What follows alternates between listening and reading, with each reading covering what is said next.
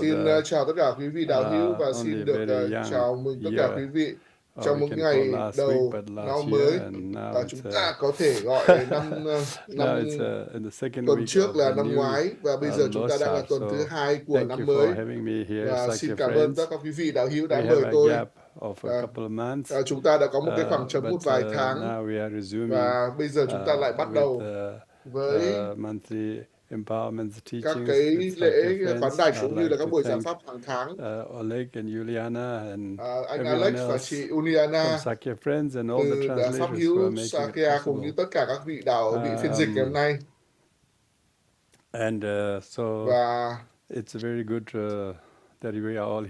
Và tất cả chúng ta đều có mặt ở đây là rất là tốt.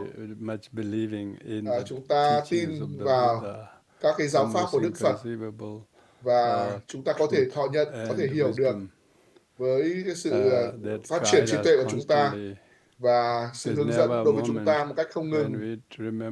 Và khi mà bất cứ khi nào chúng ta ghi nhớ giáo pháp thì chúng ta được bảo vệ.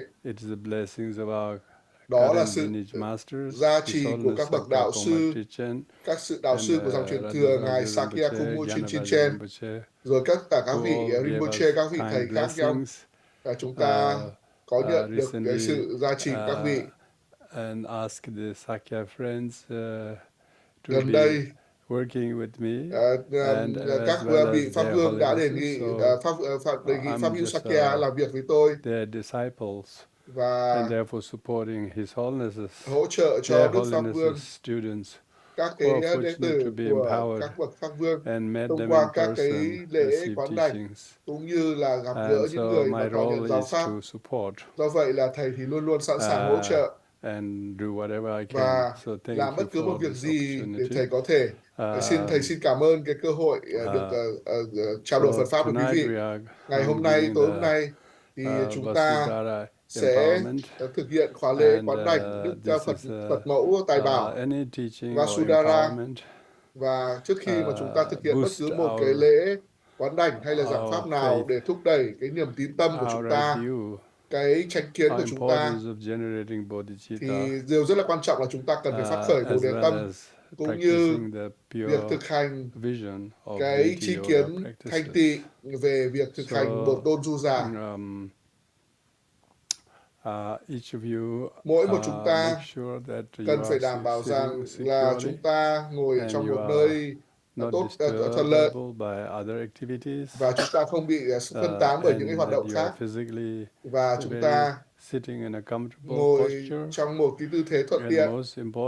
Và điều quan trọng nhất là về mặt cảm xúc, về mặt tinh thần là chúng ta rất là sẵn sàng với một cái tâm thức, trạng thái tâm thức tốt, và chúng ta sẽ thọ nhận cái lễ quán đảnh này với một cái động cơ rất là mạnh mẽ để thực hiện, để sử dụng những cái giáo pháp này trong cuộc sống hàng ngày của chúng ta, trong các cái tình huống hàng ngày của cuộc sống.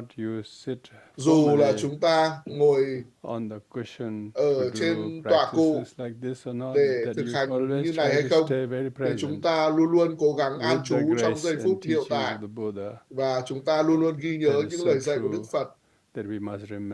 Và chúng ta luôn luôn cần ghi nhớ, chúng ta được trao truyền những giáo pháp này, chúng ta cần phải ghi nhớ những giáo pháp.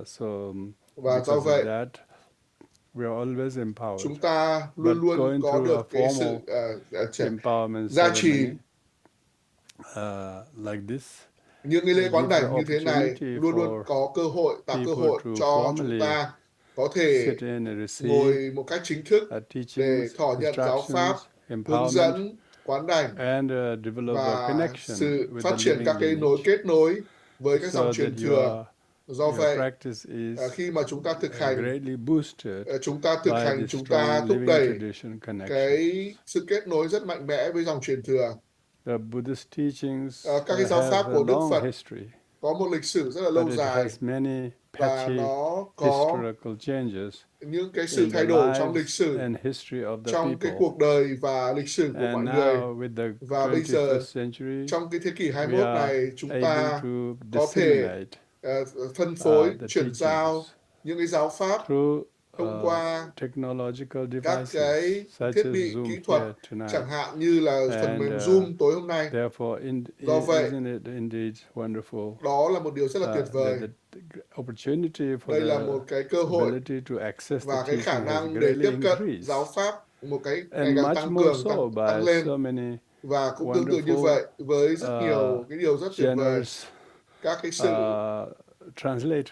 các cái phiên dịch viên rất là hào phóng, những người có rất nhiều các cái nghiệp trong nhiều kiếp gắn kết với giáo pháp, đã rất là nhiệt tình, nhiệt huyết trong việc chia sẻ Phật pháp, mà các cái học giả cũng như là các cái phiên dịch viên, các học giả và các phiên dịch viên, họ không thua kém bất cứ một ai. Và thầy giáo rất quan trọng, nhưng mà phiên dịch cũng rất quan trọng. Do vậy là thầy rất là biết ơn tất cả các bạn đang thực hành cái việc dịch Phật giáo đồng thời ra rất nhiều ngôn ngữ khác nhau. Và bản thân thầy cũng đã từng bắt đầu cái sự nghiệp của mình bằng cái việc dịch Phật Pháp, dịch giáo Pháp cho những bậc đạo sư của thầy trong khoảng 40 năm trước đây. Và trong những cái thời gian đó thì không có những phiên dịch khác ra một cái ngôn ngữ nào khác để có thể dịch đồng thời được. Nếu như mà có thì họ cũng không có cái thiết bị nào để dịch đồng thời được. Và bây giờ thì chúng ta có thể sử dụng cái tiện nghi này. Do vậy là chúng ta cũng bắt đầu một năm mới và tùy hỷ tất cả những cái nỗ lực mà đã có sẵn để có thể thực hiện các cái quán đảnh trực tuyến như thế này. Như vậy, với cái tâm thức như vậy, chúng ta sẽ bắt đầu bằng việc trì tụng cái lời cầu nguyện trước khi lễ quán đảnh. Chúng ta sẽ tụng chú của Đức Kim Cang Tát Đoà để tịnh hóa các cái tri kiến bất tịnh, suy nghĩ nhịn nghiên của chúng ta. Và chúng ta tụng chú của Đức Kim Cang Tát Đoà 3 lần. Sau đó là phần sám hối và phần kính lễ Đức tôn quý bậc Kim Cương Tát Đà vinh quang. Om VasuDhara Samaya Manu Paraya Vasasato Tenopa Tistadido Me Bawa Sutosio Me Bawa Anurakto Me Bawa Suposio Me Bawa Savasiti Me Prasasa Sawakama Susame Sisam Siriyam Kuruhum Hao Bhagawan Sawata Thakata Vazamame Muncha Vazibawa Mahasamaya Satoa Bhajamba Mazamaya Zadva Om Bhajazadva Om Vasasato Samaya Manu Paraya Vasasato Tenopa Titalido Me Bawa Sutosio Me Bawa Anurakto Me Bawa Suposio Me Bawa Savasiti Me Prasasa Sawakama Susame Chistam Siriam Kuruhum Ha Ha Ho Bhagawan Sawata Thakata Vazamame Muncha Vazibawa Mahasamaya Sato Om Vasasato Samaya Manu Paraya Vasasato Tenopa Tistadido Me Bawa Sutosio Me Bawa Anurakto Me Bawa Suposio Me Bawa Savasiti Me Prasasa Sawakama Susame Sistam Siriam Kuruhum Ha Ha Ha Ho Bhagawan Sawata Thakata Vazamame Muncha Vazibawa Mahasamaya Sato Hỡi đấng kim che chướng bởi vô minh, con đã phạm phải bao giới nguyện với đạo sư cùng các bậc thầy, bậc kim cương tổng trì tinh yếu với lòng đại bi mẫn, bậc tôn kính, con xin được quy y, con xin sám hối mọi sự suy đổi giới nguyện gốc và nhánh từ thân khẩu và ý. Con xin được cầu nguyện đến Đức Kim Cang Tát Đà vinh quang, nguyện người xin hãy tẩy rửa và tịnh hóa mọi tích lũy ác nghiệp bất thiện lành, trường tâm, tội lỗi, sai lầm và bất tịnh của con.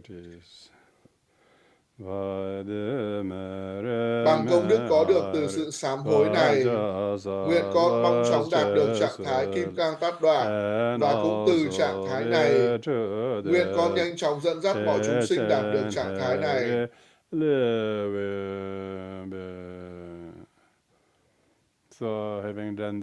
Sau khi đã thực hành tịnh hóa như vậy, chúng ta sẽ bắt đầu lễ quán đảnh. Lễ quán đảnh sẽ trước tiên chúng ta sẽ, mọi người hãy sẵn sàng, mọi người hãy ngồi yên tĩnh, phản chiếu tâm thức của chúng ta, chuyển hóa tâm thức của chúng ta tới giáo pháp với động cơ thanh tịnh, động cơ đúng đắn, với cái tri kiến thanh tịnh và hành động đúng đắn. Chúng ta nhớ rằng là giáo pháp của Đức Phật là cái liều thuốc rất là quý giá, và Đức Phật là bác sĩ và tăng đoàn chính là các y tá hộ lý, và chúng ta là những bệnh nhân, và chúng ta nhờ thực nhận cái giáo pháp thông qua thực hành giáo pháp, thực hành thiền định, và chúng ta thực hành giáo pháp đi theo tất cả những cái hướng dẫn của Đức Phật, và nhờ đó chúng ta tích lũy được rất nhiều công đức.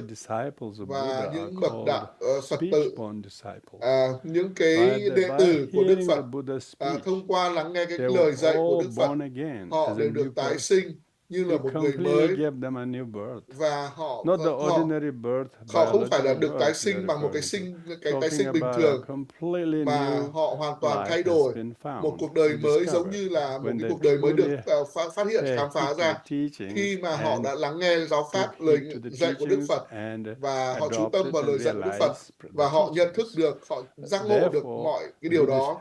Do vậy là như vậy là cái kinh Phật bao giờ cũng câu rằng là con nghe như vậy, tức là đạo sư của con, đạo sư của những người khác, chúng ta đều được lắng nghe từ những đạo sư từ đời trước, và cho đến tận khi khởi thủy là Đức Phật Thích Ca Mâu Ni, và tất cả những cái kinh điển đến từ các cái tam tạng kinh luật của Đức Phật, rồi các bậc đạo Kim Cang, rồi các bậc Bồ Tát như là Đức Quán Âm, Đức Văn Thù Sư Lợi, rồi các cái giáo pháp Kim Cang Thừa xuất phát đến từ Đức Phật Kim Cang Trì, rồi sau đó các vị giác ngộ, các vị thành tựu giả, tất cả những giáo pháp đó đã được trao truyền, mà bắt đầu bằng câu là con đã được nghe như vậy.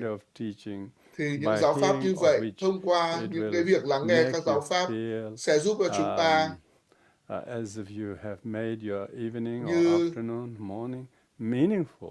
chúng ta khiến cho cái cuộc ngày của chúng ta, sáng trưa chiều tối, đều có thể có ý nghĩa khi mà chúng ta được lắng nghe những điều thật là có ý nghĩa, những điều là sự thật, những điều rất là thực tiễn, và những điều rất là hữu ích trong cuộc sống của ngày của chúng ta, cũng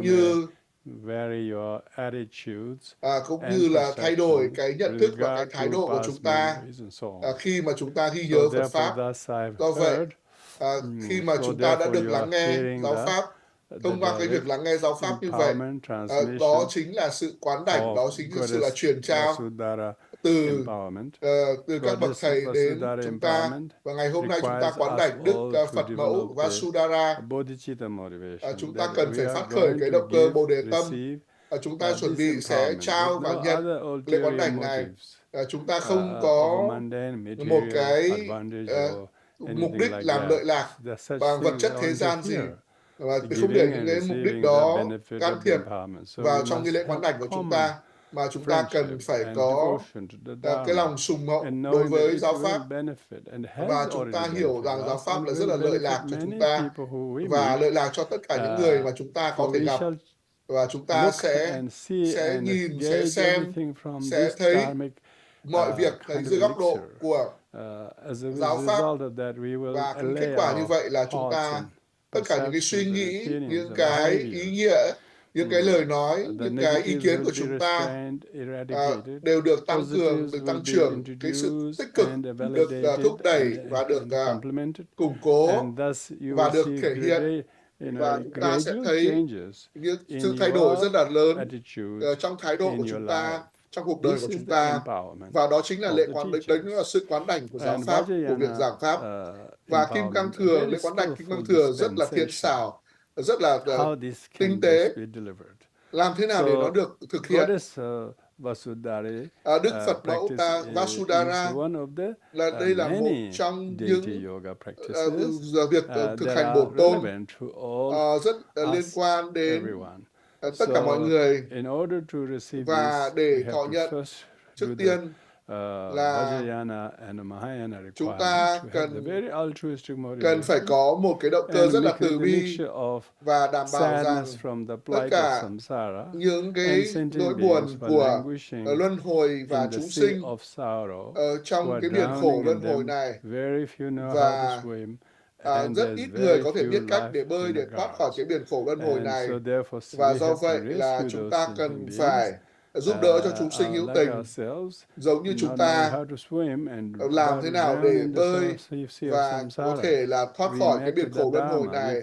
Chúng ta đã nhận được giáo pháp, chúng ta nhận được giáo pháp này, và ngày hôm nay chúng ta ghi nhận điều đó. Và do vậy chúng ta cần phải làm mới cái tâm xả ly của chúng ta đối với luân hồi. Chúng ta phải hiểu về sự vô thường của mọi sự vật và hiện tượng. Và chúng ta hiểu được cuộc đời của chúng ta rất là mong manh, và chúng ta rất dễ dàng bị ốm, bị đau và bị chết. Một số người chết mà thậm chí không còn ốm đau gì cả. Như vậy thì cái bước tiếp theo là gì? Cái bước tiếp theo của chúng ta đang ngày càng gần hơn. Chúng ta cần phải quán chiếu cái năm trước mà chúng ta, trước khi kỷ niệm cái năm mới này, chúng ta nhận thức điều gì? Đó là một trong những năm mà những người bạn tôi, các giảng sư và những người mà tôi biết đã ra đi rất nhiều, có lẽ nhiều hơn tất cả các năm trước đó. Điều đó thì nói với cả thầy biết rằng là thầy đang hướng tới đâu? Thầy đang hướng tới cái chết không thể tránh khỏi. Và chúng ta không biết được điều đấy. Chúng ta sẽ còn một vài cái thập kỷ nữa. Các bạn có thể một vài thập kỷ trẻ hơn thầy, nhưng mà cũng có những người trẻ hơn thầy mà đã ra đi rồi. Do vậy chúng ta luôn luôn phải ghi nhớ điều này. Cuộc đời của chúng ta rất là mong manh, rất là ngắn ngủi.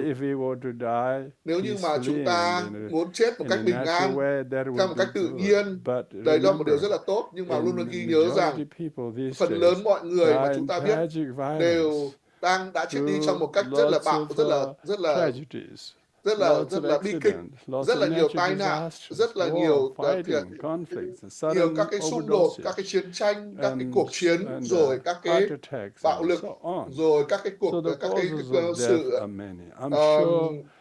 đột quỵ, rồi là rất nhiều các loại bệnh tật khác. Như vậy là thầy muốn nói điều này với quý vị rằng quý vị cũng hãy nhìn ra khi mà chúng ta tới Ấn Độ những ngày này gần đây, nhà của thầy gần như là những người mà thầy biết gần như không còn nữa, hầu hết như là toàn là người mới. Họ không biết thầy là ai cả. Và thầy hỏi về một hai vị tu sĩ già, họ đều đã chết rồi, họ không còn ở trong tu viện nữa, họ không còn tồn tại nữa. Như vậy điều đấy cho thấy rằng là bất cứ gần như những người mà thầy biết thì đã không còn nữa. Chúng ta đang đều già đi. Và thầy khi mà nhớ lại cái cộng đồng của thầy thì nó còn rất là ít, càng ít người mà thầy biết hơn nữa. Và ngày càng có những người mà chúng ta không biết đang ở xung quanh chúng ta và đối xử với chúng ta giống như là chúng ta không còn là một phần của họ nữa, bởi vì chúng ta không còn ở trong nhóm tuổi của họ nữa và trong nhóm lợi ích của họ nữa. Do vậy là cái chết bản thân nó rất là gần gũi, rất là gần và rất là thực tế, rất là hiện thực. Điều này rất là phải ghi nhớ cái sự vô thường. Vô thường là một cái tri kiến rất là quan trọng. Do vậy chúng ta suy nghĩ về vô thường và luân hồi, khổ đau của luân hồi. Do đó chúng ta cần phải ghi nhớ cái sự tái sinh trong thân người quý giá của chúng ta, và chúng ta phải hồi hướng để cái cuộc đời này trước khi mà nó đến một cái kết thúc rất là bất ngờ. Do vậy, so good that all of điều us rất là tốt là tất can cả chúng gather ta here đều có thể to tụ tập ở đây, reflect tập hợp ở on đây things like Buddha's để teachings, phản because these are chiếu, the quán teachings chiếu of the Buddha về những cái điều đó. Đó đều là giáo pháp của that Đức we Phật. must remember Và chúng ta cần phải impermanence. ghi nhớ cái sự vô Even you thường. become very Dù wealthy through chúng ta rất là VasuDhara giàu có practices, nhờ cái việc but thực what's hành the wealth VasuDhara, going to increase nhưng for mà when làm the thế nào owner để chúng ta himself is going to thúc đẩy cái die? gì? Cuối cùng Lots là of chúng ta people cũng sẽ die chết. very rich, Rất nhiều người chết khi They mà đang only rất là giàu become rich có, towards the end of their và họ rất là 4 giàu years or có. 5 years, Họ and giàu then có when trong they khoảng 4 đến become 5 so năm, well off, then they và can't use any of them. họ trở nên không thể nào mà So sử I dụng cái don't sự think giàu you are có của mình here. được. The Và wealth thầy of không nghĩ rằng material là các quý vị things ngồi đây đều from quan tâm đến sự receiving giàu có về VasuDhara vật chất empowerment, thông are qua you? cái việc thọ nhận quán đảnh Phật mẫu VasuDhara. You are here to receive the Các bạn đang ở đây để continuous nhận current được of the wealth of sự wisdom that should thịnh vượng wash and về trí flow tuệ, into your lives. và cái So the sự word thịnh vượng về trí tuệ VasuDhara luôn đổ vào actually trong cuộc means đời của các Vasu bạn. means Vasu có nghĩa là wealth, gì? Vasu có nghĩa là giàu có. and this Và is wealth of well-being, sự giàu có not của just chúng sinh physical không well-being, phải là well-being sự of giàu có về mind. vật chất, mà là And sự giàu even có if về you tinh have thần. material wealth, Và but khi mà chúng ta có sự they giàu có về often vật do chất, not become nhưng mà thông cause of thường your well-being. They become chúng ta cũng cause of không your nhất thiết stress. phải là trở thành một chúng sinh hạnh So phúc, don't bởi vì chúng mistake ta có rất nhiều rất là VasuDhara mối as lo a lắng. practice Cho nên là chúng ta đừng nghĩ top rằng up là việc thực hành your VasuDhara futile material để possessions. tăng gấp That nhiều is lần the tài very sản của least chúng purpose ta. of any Buddhist Và teachings, đó let không phải alone là VasuDhara triết lý của giáo practice. pháp. But Triết lý của giáo nevertheless, pháp Goddess nói tóm lại là VasuDhara gì? Đức Phật mẫu has VasuDhara incredible có energy of một cái năng Tara, lượng the của Buddha activity, Đức to bring Tara, people in the độ mẫu Dharma Tara để thúc by đẩy các cái hành promoting động của chư wealth Phật, để and thúc đẩy abundance cái sự thịnh in vượng, sự giàu people's life. có But trong cuộc đời của con người, của chúng ta. nevertheless, Nhưng mà dù thế nào đi people nữa, found thì themselves chúng ta thấy being mọi người washed by a current of the Dharma that's có flowing được in the life. cái VasuDhara. Dara Dara. actually means Dara có nghĩa là fountain, gì? Đang nghĩa là một cái or like a river. fountain giống như là một Dara sự also tái means sinh, holder because of giống water như là người holds. trì giữ. Water holds everything. Tức Water là holds life. một If cái you and bể I nước. don't drink water Nếu for như mà chúng ta không 15 uống days, nước, I'm sure we'll be thì dead. chúng Our ta life trong vòng is 15 ngày mà not chúng ta không held nước, và by chúng ta sẽ nutrition chết. and exercise. And Chúng if ta we don't drink water, nếu we như are chúng dead. ta không uống nước thì chúng ta sẽ chết. VasuDhara Do vậy is là a stream VasuDhara of wealth là of một Dharma cái dòng knowledge. chảy của That is kiến if thức, you never forget impermanence. giáo pháp. If you Do chúng always ta sẽ remember không the quên vô Buddha's thường. complete Chúng ta luôn luôn teachings, ghi nhớ những giáo pháp của Đức however Phật, small part of the teaching và you đó là một remember, phần của giáo you pháp rất nhỏ. are Chúng ta ghi nhớ the rằng blessed chúng practitioner ta of là VasuDhara. những người được VasuDhara, gia in trì this để thực case, hành is VasuDhara. the Trong trường hợp stream này of the là một knowledge of dòng the chảy wealth of the của Dharma kiến thức, that một sự your mind giàu is có full. về tri You kiến về do giáo that pháp. through listening, Nếu như mà chúng ta thực contemplating, hiện, and nghe, meditating, việc quán chiếu, and việc thiền định discussing Dharma, và thinking việc like thực this, hành then you are giáo pháp, constantly và chúng bathing ta sẽ không yourself ngừng in sẽ this thúc đẩy bản thân amazing chúng stream ta of water trong một of cái dòng wealth chảy of knowledge của sự rất là thịnh that vượng you have good reason to kiến thức, của stay trí tuệ, alive. và chúng ta So sẽ có một cái cuộc đời rất to là this tốt, thịnh vượng. fountain Như of vậy là Dharma. thầy xin được chào mừng quý vị đến với cái đài phun nước của trí tuệ, which của will wash trí away tuệ, all our sorrows và chúng ta and sẽ all tẩy rửa our tất cả những sự bad khổ đau của habits chúng ta, những thói and quen xấu bad của chúng habits ta, of not và just những physical cái and verbal, tập khí xấu của but chúng ta others về know lời about, nói, but về the suy bad nghĩ, habits of our về attitudes, thái độ, opinions, về cái tri kiến, về lời our nói của views. chúng ta. So in Và do order vậy, to wash these để có things, thể we need to tẩy top rửa tất out cả the những cái thói quen teachings. xấu đó, So chúng ta thank cần you phải for thọ all nhận giáo coming. pháp. Now, Thầy in rất cảm order ơn tất cả to quý vị đã có mặt trong buổi pháp ngày hôm nay. receive the Vajrayana Và để empowerment, thọ you nhận have được to cái quán đảnh visualize the Kim Cang teacher Thừa, chúng ta in the cần phải form quán of tưởng Đức Đạo Goddess Sư trong hình VasuDhara, tướng của Đức Phật mẫu and not VasuDhara. just the teacher, Và but không the phải là chỉ teacher đạo sư, himself mà chỉ is bản thân đạo nothing. sư không But là gì he cả.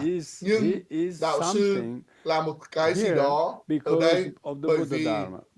giáo The pháp của Đức Dharma, Phật, Sangha, and Buddha, lineage, Phật, all Pháp và represented Tăng, tất cả by đều the được đại diện VasuDhara bởi Đức Phật mẫu in VasuDhara form. So the trong form of hình tướng teacher should be của Đức visualized Đạo Sư của VasuDhara, chúng ta. and Đạo she's Sư của not chúng ta đại diện just cho a Đức kind Phật of mẫu monolithic VasuDhara, entity, và but she is the Ngài không phải là embodiment of gì, all the là Buddha Ngài là hiện thân activities, của tất cả các hoạt động của chư Phật to alleviate để loại bỏ, loại trừ the poverty and sự nghèo đói, sự nghèo đói, sự khổ đau của cuộc đời của con người thông qua việc giúp đỡ cho chúng sinh chảy trong dòng chảy của giáo pháp.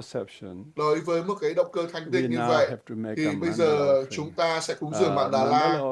Mạn Đà cúng dường Mạn Đà La thực ra là một cách thủ tục chính thức để cúng dường chúng ta, cúng dường cái lòng sùng mộ của chúng ta và thỉnh cầu ban quán đảnh.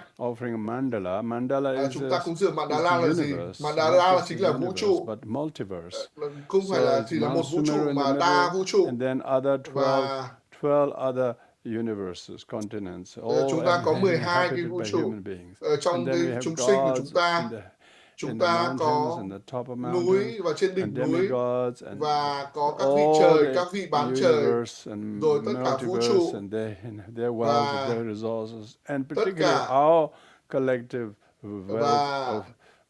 tất cả những cái điều tốt đẹp, tất cả những sự thịnh vượng. Và đôi khi khi mà chúng ta không có giáo pháp thì chúng ta thấy rất là nghèo. Chúng ta cảm thấy rất là xấu hổ về mặt vật chất của chúng ta. Nhưng mà khi mà đấy là khi chúng ta không có giáo pháp, mà khi mà chúng ta có giáo pháp, chúng ta có sự cam kết với giáo pháp thì chúng ta chuyển hóa tất cả trở thành một Mạn Đà La hoàn hảo và chúng ta có thể cúng dường trước khi chúng ta thực hiện lễ quán đảnh. Và bây giờ thì với tâm thức như vậy chúng ta chắp tay ở nơi trái tim.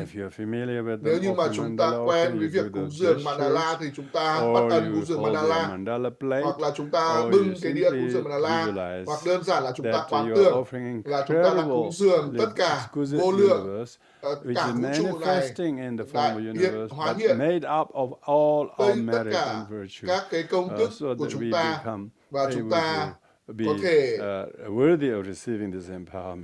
có thể xứng đáng để thọ nhận quán đảnh này. Với tâm thức như vậy thì chúng ta cúng dường Mạn Đà La. Chúng ta sẽ thực hiện cúng dường Mạn Đà La ngắn, cúng dường Mạn Đà La với cái bản cúng dường của tổ Atesa rất là ngắn gọn. Chúng ta tụng bằng tiếng Anh.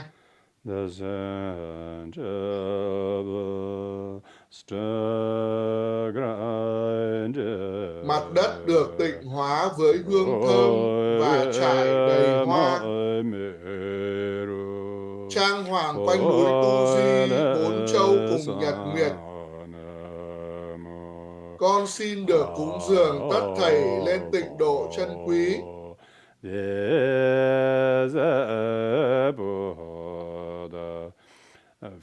Nguyện tất cả chúng sinh mẹ hiếu tình có thể thọ hưởng nơi cõi Phật.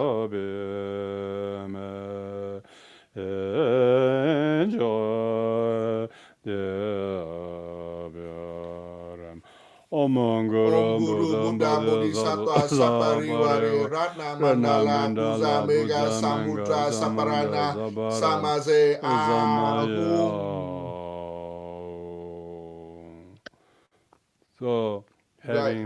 Sau khi mà đã cúng dường Mạn Đà La, bây giờ thì chúng ta chắp tay nơi ngực của trái của chúng ta và chúng ta lặp lại cái lời cầu nguyện để thỉnh cầu cái lễ quán đảnh.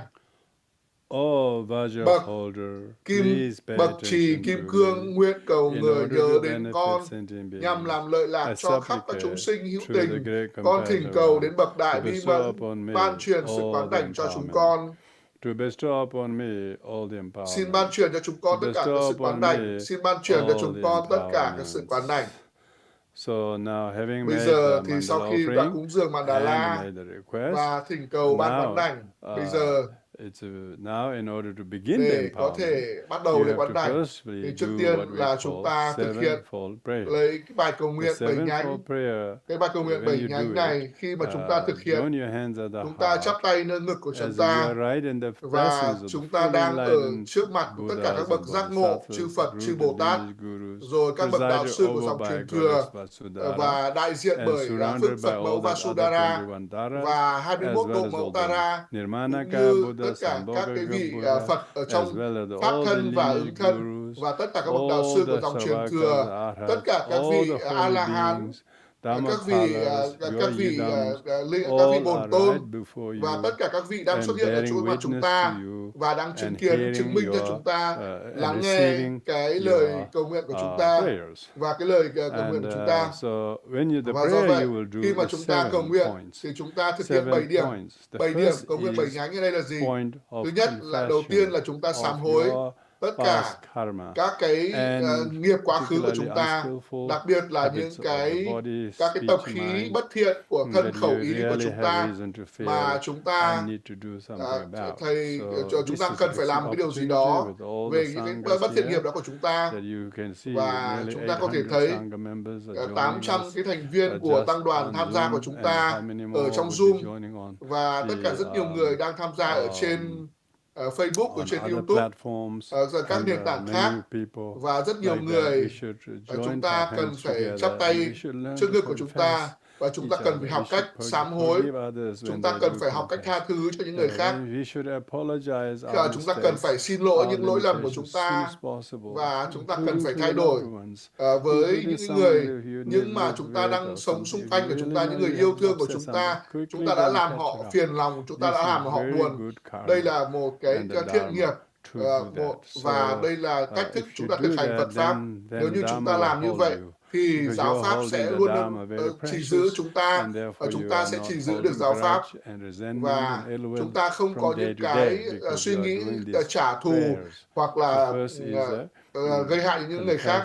Trước tiên là chúng ta sám hối tất cả những cái bất thiện nghiệp của chúng ta trước chư Phật và chư Phật và chư Bồ Tát, và chúng ta cầu nguyện và chúng ta thỉnh cầu chư Phật chư Bồ Tát hãy gia hộ cho con, và con sẽ không làm những điều xấu trong tương lai, và con sẽ rất là hối hận, rất là nuối tiếc về những điều xấu mà con đã làm trong quá khứ, và con sẽ xin hứa nguyện với Đức Phật mẫu VasuDhara.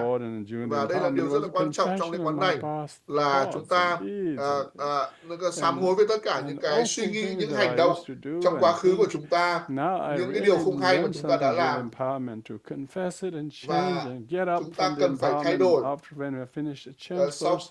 Sau khi mà chúng ta tham gia lễ quán đảnh này, chúng ta cần phải thay đổi thành một con người khác, bởi vì bây giờ trong Zoom là có gần 800 con người tham gia. Chúng ta cần phải làm những điều này thường xuyên hơn nữa. Như vậy khi mà chúng ta chỉ tụng cái lời cầu nguyện 7 nhánh này, con xin được quy y Tam Bảo, con xin được sám hối mọi bất thiện nghiệp, và chúng ta cần phải suy nghĩ về việc sám hối tất cả mọi thứ mà chúng ta đã làm sai trái, và chúng ta cần phải tha thứ cho tất cả những người đã làm sai, đã làm không tốt. Chúng ta không nghĩ đến cái việc là trả thù họ. Đấy là điều rất là quan trọng, đấy là điều rất là quan trọng của lễ quán đảnh. Đấy là sự chuẩn bị rất là quan trọng. Điều thứ hai là gì? Chúng ta cần phải tùy hỷ, và chúng ta cần phải học cách để thấy được những cái điều tốt đẹp dù chỉ là rất nhỏ ở trong những người khác. Chúng ta không nhìn những cái lỗi lầm, những cái điều sai của người khác. Làm gì có ai mà không có lỗi lầm ở trong luân hồi này? Ai cũng có. Do vậy,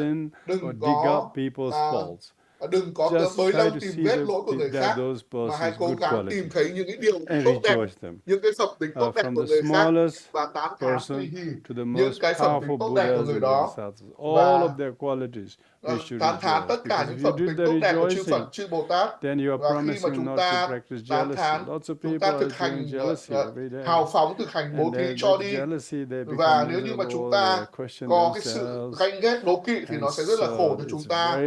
Và do vậy đây là rất là quan trọng, là chúng ta cần phải quán chiếu cuộc đời của chúng ta. Hàng ngày chúng ta phải thấy được cái lòng tốt của cha mẹ, sự hào phóng của cha mẹ, của gia đình, cái tình yêu mà chúng ta có được dành cho mẹ, cho vợ, cho con của chúng ta. Và chúng ta xung quanh của chúng ta có rất là nhiều những người tốt đẹp, và có rất nhiều người có lòng tốt, tử tế mà chúng ta có thể gặp gỡ và làm những điều rất là nhỏ bé, và điều đó giúp chúng ta rất là được khích lệ. Do vậy là chúng ta không phải chỉ thực hiện lễ quán đảnh, mà chúng ta cần phải cố gắng để tán thán và tùy hỷ để mỗi ngày.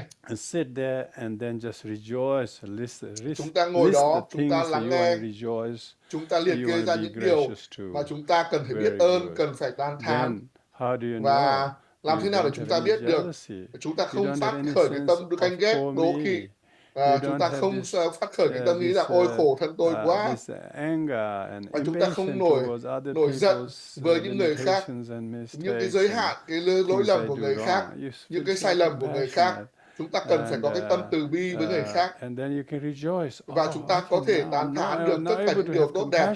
Bây giờ chúng ta có cái lòng từ bi với mọi người, chúng ta không ném đá vào họ, chúng ta thay đổi. Tôi rất là được sự gia hộ của chư Phật, và tôi không còn có một cái thái độ sân giận, đố kỵ đối với người khác. Thay vào đó thì tôi thấy họ là những người có làm lợi lạc cho tôi, và tôi có thể học hỏi được từ họ. Do vậy là chúng ta có thể thấy được tất cả những điều tốt đẹp của người khác để chúng ta có thể để tán thán họ, và những cái điều nhỏ bé mà chúng ta làm, tất cả những điều mà chúng ta làm đều trở nên rất là tốt đẹp khi mà chúng ta biết cái tán thán những người khác, và chúng nó sẽ thúc đẩy cái tâm thức của chúng ta, và cái sự mạnh khỏe của chúng ta, và cái sự khi mà chúng ta biết được tán thán thì chúng ta không còn sự đố kỵ nữa. Và thứ ba là cái mong muốn đạt được Bồ Đề Tâm tuyệt đối, để đạt được cái sự giác ngộ tuyệt đối vì lợi lạc của tất cả chúng sinh hữu tình. Bởi vì nếu không có thì khi mà chúng ta muốn cái điều này, điều kia rất là nhỏ bé, chúng ta cần phải có một cái tâm thức rất là lớn, là tâm thức giác ngộ vì lợi lạc tất cả chúng sinh hữu tình. Và đó thực sự là cái điều quan trọng nhất của thực hành Phật giáo Đại Thừa và Kinh Tăng Thừa đối với những hành giả. Khi mà chúng ta có một cái quyết tâm để đạt được sự giác ngộ vì lợi lạc của tất cả chúng sinh hữu tình, dù nó dài như thế nào, dù nó khó khăn như thế nào, thì đấy là một cái thiện hạnh lớn nhất để phát triển cái tâm từ bi, tâm vị tha để đạt được cái sự giác ngộ. Và nó sẽ giúp cho rất nhiều người chấm dứt được cái sự thất vọng vì những cái mục tiêu rất là nhỏ bé mà họ mong đạt được. Họ cần phải suy nghĩ lớn, suy nghĩ về việc mà phát khởi Bồ Đề Tâm để đạt được sự giác ngộ vì lợi lạc của tất cả chúng sinh hữu tình. Đó là một cái mục tiêu mà chúng ta cần phải thực hiện trong thời gian dài. Và cái thứ tư là gì? Cái thứ tư là chúng ta quy y. Chúng ta làm mới cái quy y của chúng ta đối với Phật. Chúng ta làm mới cái quy y của chúng ta với Phật. Chúng ta phải tin vào Đức Phật, và chúng ta phải tin rằng thông qua cái sự giác ngộ của chính chúng ta không phải là tin mù quáng với các đạo sư, các giáo pháp và các bạn bè của chúng ta, mà chúng ta cần phải khẳng định rằng những cái giáo pháp, những cái điều giáo pháp mà đạo sư nói về sự tùy hỷ, về sự từ bi, chúng ta phải nhận thức được thực sự nó đúng đắn như thế nào. Và chúng ta quy y bởi vì chúng ta chứng minh được cái sự đúng đắn của giáo pháp và sự thật của giáo pháp. Và chúng ta luôn luôn cố gắng, chúng ta gật đầu của chúng ta khi mà chúng ta lắng nghe giáo pháp, chúng ta phải tăng cường cái sự quy y, chúng ta thiền định về sự quy y. Mọi người làm 100.000 lễ lạy và quy y, nhưng mà chúng ta không thể lễ lạy, bởi vì khi mà chúng ta ngồi xuống và chúng ta thiền định về tất cả những phẩm tính và những phẩm tính tốt đẹp của Đức Phật, của giáo pháp, của tăng đoàn, và chúng ta thấy rằng là những sự thay đổi đang diễn ra trong chúng ta như thế nào. Và chúng ta không thể, trước đây là không thể, nhưng bây giờ thì chúng ta đang có những sự tiến bộ, sự tinh tấn rất là lớn. Và chúng ta không có những cái ý định xấu nữa, chúng ta không làm những cái việc xấu xa và những cái tà kiến nữa. Và chúng ta tin vào giáo pháp, tin vào Phật và tin vào tăng đoàn. Và chúng ta có lòng sùng mộ đối với giáo pháp và giáo pháp của Đức Phật. Và đó chính là các cái ngày hôm nay chúng ta phát cái lời thệ nguyện, chúng ta sẽ luôn luôn tin vào Tam Bảo. Đấy là điều rất là tốt. Tin vào Tam Bảo, đấy là điều rất là tốt. Thầy khuyến khích quý vị đạo hữu ngày hôm nay hãy tăng trưởng cái sự tín tâm của mình đối với Tam Bảo, và chúng ta có một cái niềm tin rất là mạnh mẽ, bởi vì chúng ta luôn luôn thấy được cái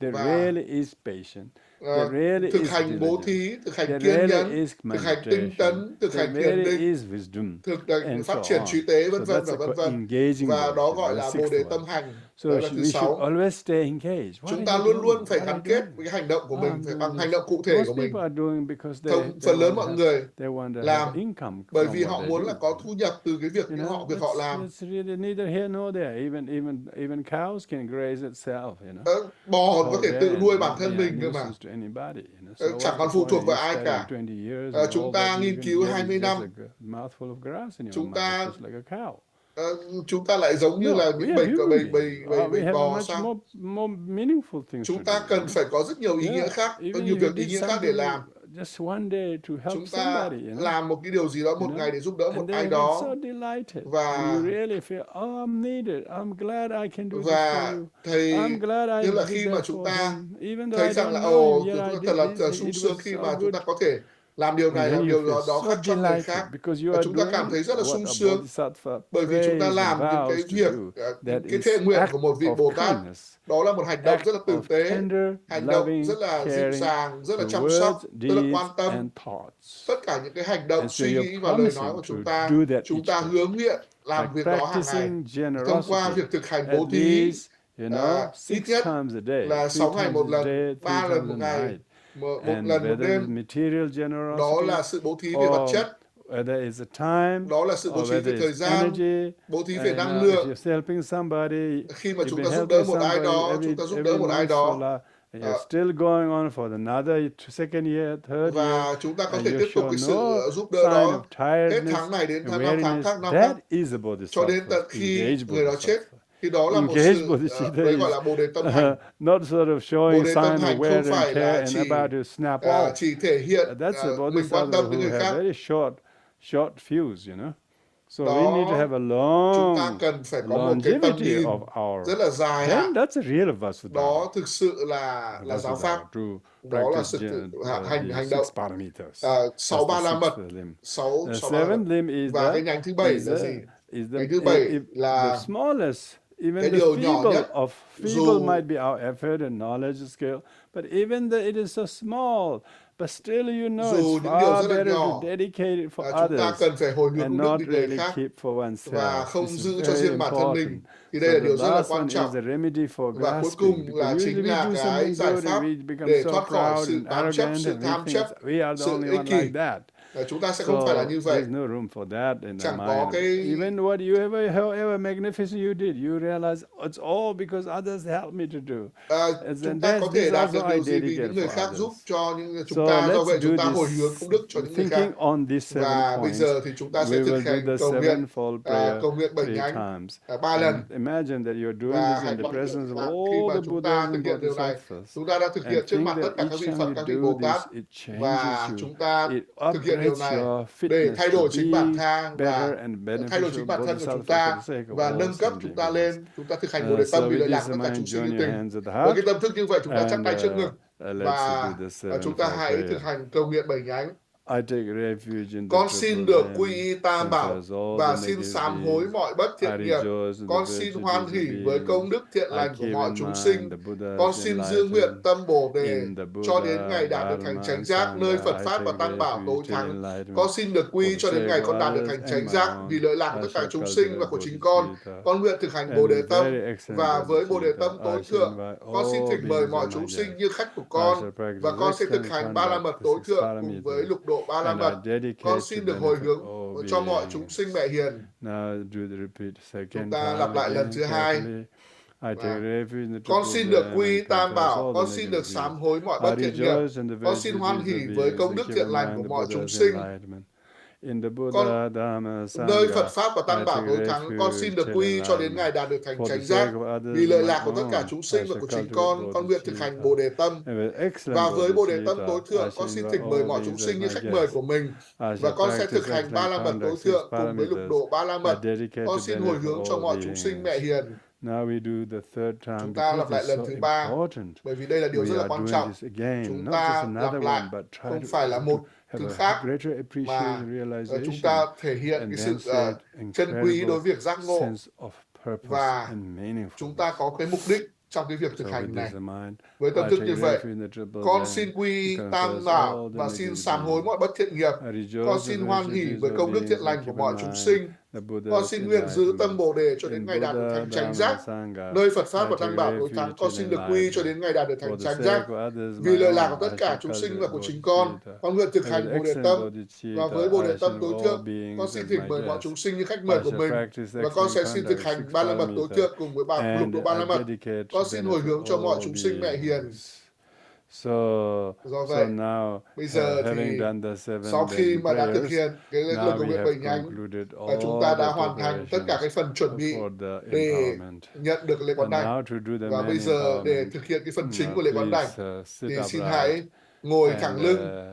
Và chúng ta đã thực hiện cái phần tiền hành, cái phần chuẩn bị. Và bây giờ thì chúng ta đã sẵn sàng để và chúng ta các bạn đã thỏa mãn tất cả những điều kiện đối với thầy và đừng có bám chấp vào cái thân thể vật lý của các bạn, cái danh tiếng của các bạn, cái giới tính, cái nguồn gốc của các bạn. Đó chính là nền tảng của sự khổ đau. Chúng ta cần phải loại bỏ cái nền tảng của khổ đau và từ bỏ thông qua việc thiền quán về tánh không. Như thầy đã nói, khi mà thầy tụng chú tánh không 3 lần thì chúng ta cần phải thiền quán. Bản thân các bạn đều với cái lòng sùng mộ đối với đạo sư và giáo pháp, từ đạo sư Phật mẫu VasuDhara phóng chiếu hào quang ánh sáng vào tánh không và phóng chiếu hào quang, và ngay lập tức chúng ta chỉ tụng câu chú và biến mất, tất cả mọi thứ đều biến mất vào trong tánh không, và bản thân chúng ta và tất cả mọi thứ đều biến mất vào tánh không, và chúng ta ở trong trạng thái đó, trạng thái rộng rang đó, tịnh quang đó trong một vài phút.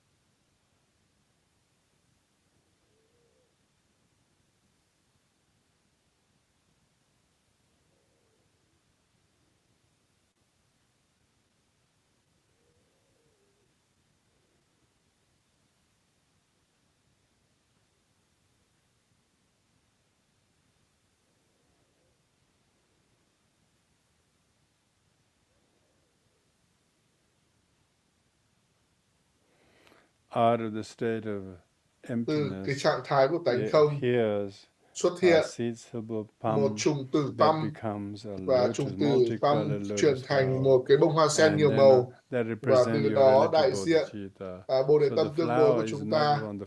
Bông hoa không phải là chỉ trên một cái nền tảng mà xuất hiện trong không gian, và trên bông hoa, trên đỉnh của bông hoa xuất hiện trùng tử A và chuyển hóa thành một đĩa mặt trăng và rất là thanh tịnh, và ánh sáng rất là thanh tịnh.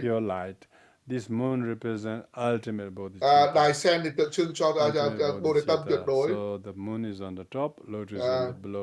Như vậy là bông hoa sen ở dưới, ở trên bông hoa sen thì tượng trưng cho Bồ Đề tâm tương đối, và mặt trăng thì tượng trưng cho Bồ Đề tâm tuyệt đối. Chúng ta hiểu về Bồ Đề tâm tương đối và Bồ Đề tâm tuyệt đối trong Kinh Tăng Thừa, và cái hình ảnh đó nó mang rất nhiều ý nghĩa. Bông hoa sen thì tượng trưng cho cái động cơ vị tha, động cơ từ bi, giống như một bông hoa. Khi mà chúng ta tặng hoa thì chúng ta muốn người khác hạnh phúc. Chúng ta thiền quán về Bồ Đề tâm làm cho người khác hạnh phúc. Và cái đĩa mặt trăng đại diện cho cái đĩa mặt trăng tròn đại diện cho một cái tánh không rất là lớn. Cuối cùng là Bồ Đề tâm tuyệt đối, là không có bất cứ một cái sự bám chấp vào cái kết quả của chúng ta là gì. Và chúng ta thiền quán về On một cái đĩa top mặt of trăng, that, you visualize you và are trên đỉnh seed của đó syllable Vam. trùng từ Vam. Now, Vam is Trùng từ Vam V-A-M, not là V-A-M. Yeah? V-A-M. Often Tibetan Buddhists are very slack in not knowing how to distinguish between Va and Ba. And Người Tây so Tạng they thì không write khó rất phân Vam biệt là for Va và Ba, Vajrayogini seed và syllable, and Vam as a seed syllable when they do the fire puja. All of they don't know the Sanskrit very well. khi mà I'm chúng not saying I ta know không hiểu Sanskrit tiếng very Tạng, well here. I only know how to chúng ta không hiểu distinguish Vam and tiếng Bam. Phạn, thì And I also chúng know ta why phải it's Vam, not Bam, because phải Vam dùng is tiếng Latin. Va is Vam và the Vam. initial of Vasudhara. Vam tức là chủng Va. từ, Vam tức And là chữ so đứng đầu therefore, của and the ngài consonant is VasuDhara, Va, and và is the 15th vowel of the 16th vowel of the Sanskrit alphabet. So that's why Va represents the method, and Va là tượng trưng represents cho the wisdom, male phương and tiện. female. À, So Vam is a yellow color. Vam màu vàng, And so chủng từ that's Vam your màu vàng. consciousness. From this Vam, rays of light Từ chủng radiate từ Vam, ánh and sáng make chiếu offering ra to the ennobled và ones, cúng dường đến and tất cả các then bậc tôn quý, dispels the và poverty and loại bỏ tất cả destitution các cái and nghèo khó, nghèo inadequacies đói of the unequality of the của sự bất world bình đẳng của thế and the giới people's và của world mọi and người, so on.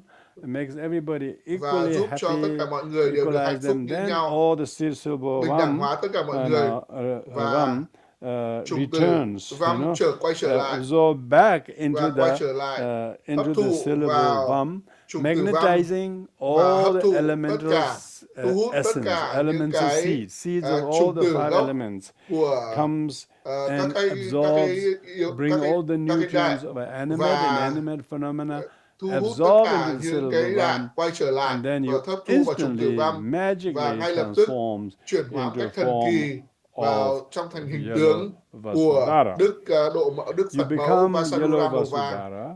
Đức VasuDhara Vasu màu vàng. means wealth.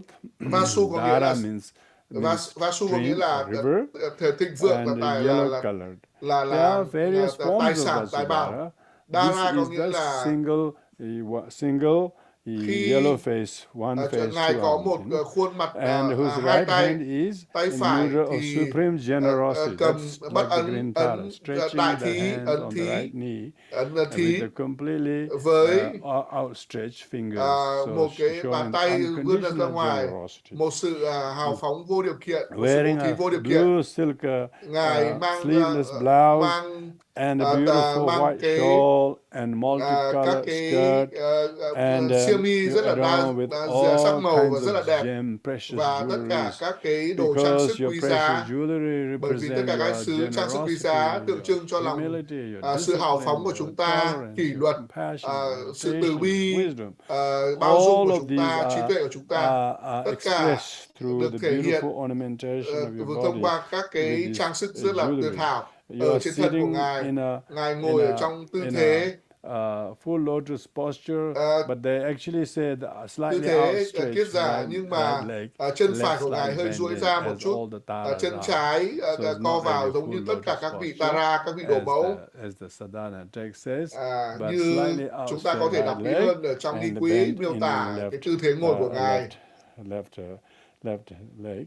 And you are surrounded Và by xung quanh của chúng ta ravishingly beautiful friends, là các Jambala cái vị đạo hữu rất tuyệt vời, Lakshmi. This is như là các goddess vị of wealth, Jambala, as các well vị as many Phật Tài others. Bảo, So dùng các visualize vị bổn that. tôn phụ trách về tài bảo That khác, this appearance of và đều là sự yourself xuất as hiện abundant, của bản thân của chúng ta beautiful, rất exquisite là tuyệt yellow đẹp, rất là tuyệt VasuDhara, vời, tuyệt mỹ VasuDhara, của Đức Độ Mẫu của on Đức your Phật Mẫu forehead, VasuDhara. your forehead Trên and your, trán when của I chúng say ta, your body, it's not a trên thân tangible của chúng physical ta, body, đó không phải là một celestial, cái thân magical light. thông And thường, your forehead mà is là a thân white ánh syllable sáng. Om. Chắn của That chúng ta is có because chủng từ Om Om, represent the bởi Vajrayogini vì Buddha Om and đại the diện cho holy Đức Đại body Nhật of Như those Lai Buddhas. và At thân your của seed chư Phật, syllable, và at your throat is nơi seed cổ họng của syllable chúng ta A, là red chủng in từ color. A, màu Red đỏ. color is a Màu speech đỏ of the là khẩu Buddhas của tất in cả the chư form Phật of Amitabha. dưới hình tướng Amitabha của Đức Phật represent the A Di syllable Đà. A. At Đức your Phật A Di heart Đà is được blue đại diện bởi chủng syllable từ A, Hung. và nơi trái tim của The chúng blue ta là chủng syllable từ Hung. Hung Chủng is từ Hung represent là Akshobhya. đại diện cho Đức Because Phật Asupe, Akshobhya bởi vì Đức is Phật the Buddha Asupe who là represents the mind of đại all the diện cái Buddhas. tâm So thức the của tất seed cả chư syllable Phật. Hung is Như blue. vậy là chủng từ White Hung màu Om xanh. chủng từ A màu trắng, Đại Nhật Như Lai chủng từ ôm màu trắng, A màu đỏ và hung màu xanh, A súc bê. Và chúng ta thực hiện cái lòng từ lòng sùng bộ của chúng ta với đạo sư Đức Phật, Phật mẫu VasuDhara và tất cả chư Phật. Và chúng ta tưởng tượng rằng khi mà chúng ta nhận được cái sự gia trì từ đạo sư Phật mẫu VasuDhara, từ trái tim của Ngài ánh sáng xuất hiện tới 10 phương và thỉnh mời sự gia trì, và những sự gia trì đó lại quay trở lại chúng ta giống như là một cái trận mưa rào ở trên thân của chúng ta, và có rất nhiều vị Phật mẫu từ 10 phương, vô lượng các vị Phật mẫu màu vàng, tất cả các vị đến từ cung điện của các ngài, và tất cả chúng ta ban cho chúng ta tất cả những cái sự gia trì của Đức Phật mẫu VasuDhara, và do vậy là thu hút tất cả những cái phẩm tính của Ngài VasuDhara và gia trì cho chúng ta. Khi mà thầy rung chuông và tụng chú thì chúng ta hãy quán tưởng là chúng ta hoàn toàn được hấp thụ bởi cái hương thơm của Đức VasuDhara tan nhập vào chúng ta, và chúng ta có được tất cả các cái năng lượng, các cái phẩm tính của Đức Phật mẫu VasuDhara. Do vậy chúng ta hãy ở trong trạng thái thiền định như vậy.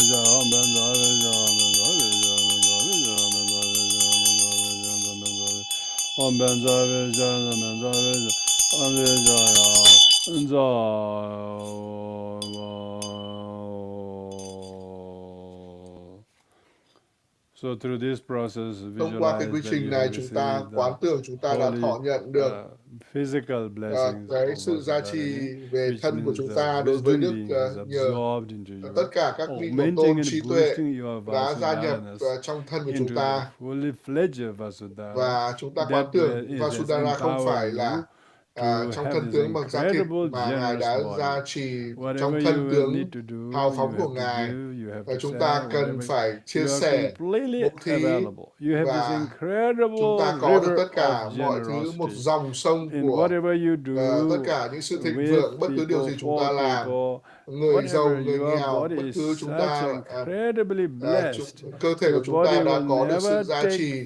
Cơ thể của chúng ta sẽ không bao giờ lấy những điều gì của mọi người, nhưng mà chúng ta luôn luôn cho đi bố thí, chúng ta luôn luôn giúp cho mọi người được hạnh phúc, bởi vì chúng ta đã là một hành giả, là một người thực hành với sự gia trì của Đức Phật mẫu VasuDhara.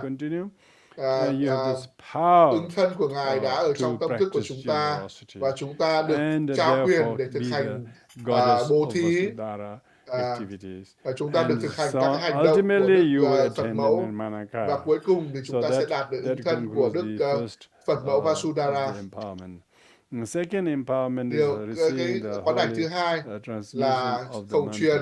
của câu chú. So for this, as you Với are now an bây giờ identical form of the chúng ta VasuDhara, trong like the thân tướng của teacher, Đức VasuDhara imagine at cũng như your đạo heart sư của chúng ta hãy quán is tưởng now receiving this chúng ta incredible nhận được garland of glory, một yellow cái VasuDhara chuỗi minh mantras. chú As của you Đức repeat the mantra VasuDhara. after me, Khi mà imagine chúng from ta the lặp lại teacher's theo lời heart thầy, chúng syllable ta vam từ trùng từ emits a văm ở nơi trái beautiful tim của đạo garland sư of orange, có một sorry, vòng yellow, chuỗi màu golden vàng, mantra rosaries một vòng emits from chuỗi the màu mouth, vàng chú and then đi from ra từ mouth miệng to của đạo mouth, sư, then through your và mouth goes to your từ miệng throat, của đạo through sư your throat vào goes to your miệng heart, của ta and và then it qua cổ họng của chúng unveils and ta, creates và sẽ a mantra tạo rosary ra in một your cái heart, dòng become chuỗi completely chú ở cái unveiled, tim của chúng ta, and you are radiating và this chúng ta phát incredible ra một cái lượng ánh energy sáng, of năng lượng resonation of the mantra of the holy của speech câu of the chú, của minh VasuDhara. chú của Đức So with VasuDhara. this in mind, Với tâm thức như vậy, you repeat after me chúng ta lặp lại theo lời this thầy. Shri VasuDhara mantra. Câu chú của Đức VasuDhara. Om Shri VasuDhara Kshetre Swaha. Om Shri VasuDhara Kshetre Swaha. Om Shri VasuDhara Kshetre Swaha. Om Shri Om Shri VasuDhara VasuDhara Kshetre Swaha.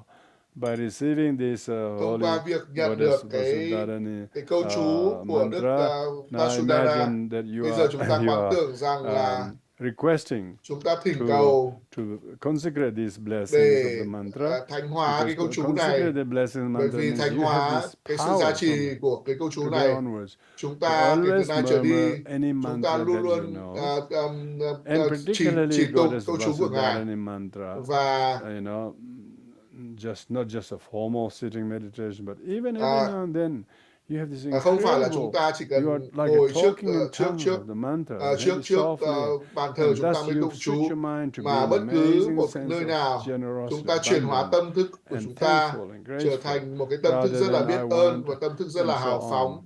và Always rejoicing what you have, luôn what luôn you rất are. là So use the luôn luôn hoan hỉ mantra với to những do điều mà that. chúng ta có. In order Khi mà to consecrate the mantra để có thể blessings, thánh hóa được cái sự gia trì về minh chú, you are throwing some chúng flowers ta towards tung the hoa teacher VasuDhara, để cúng dường đến Đức Độ requesting Mẫu, to Phật Mẫu consecrate the VasuDhara blessings. để thánh hóa cái sự Oh, gia trì đó. blessed one, please shower the cities of the Xin mantra. đấng tôn quý, Oh, xin blessed hãy one, gia trì cho please con. shower the cities of blessing. Xin hãy ban cho con sự blessed gia one, trì. please shower the Xin hãy ban cities cho con of sự this gia country. trì. So having requested this, Sau khi imagine mà đã teacher thỉnh receives cầu, the như chúng ta quán flower tưởng là Đức garlands you Phật, have offered, Đức Đạo sư của chúng ta and nhận then được những cái hoa blesses cúng dường của them chúng ta and to và mantra gia garland. trì And then cho imagine this chuỗi mantra chú của chúng garland ta, và quán of tưởng rằng chuỗi VasuDhara chú is của now Đức Độ given to Mẫu you. VasuDhara đã And được ban as cho I chúng recite the ta. mantra, Và khi mà thầy imagine tụng that chú,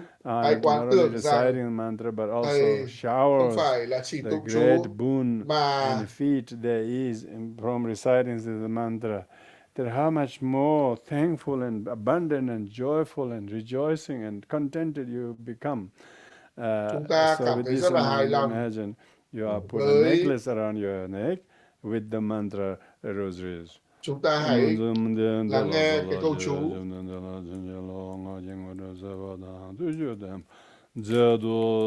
Oh, blessed one, as I give the blessings, may all the conduct of VasuDhara tất cả những hành động của Đức VasuDhara xin hãy được thiết lập ở con, hãy ở trong con và hãy ở trong tâm thức của con, hãy ở trong tâm thức của mỗi đệ tử này.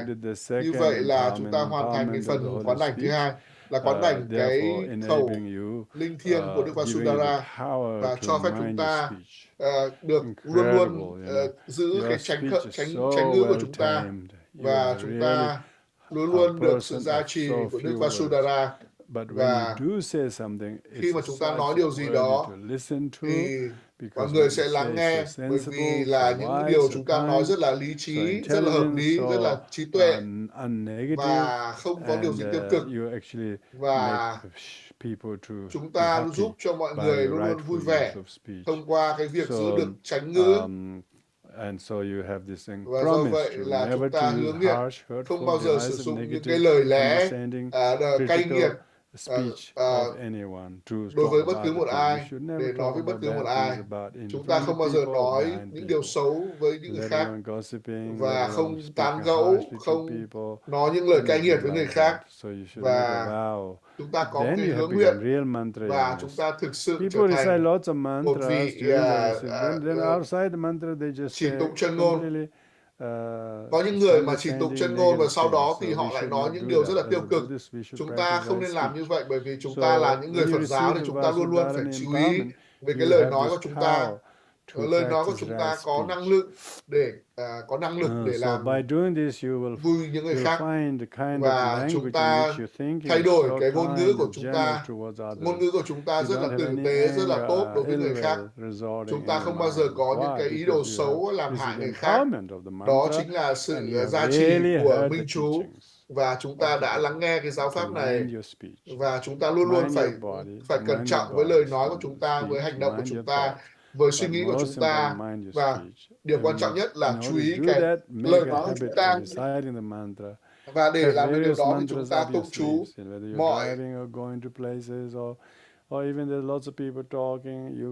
có rất nhiều người nói cái điều nọ điều kia, nhưng mà chúng ta vẫn kiên trì chỉ tụng minh chú. Điều đấy là điều rất là tốt.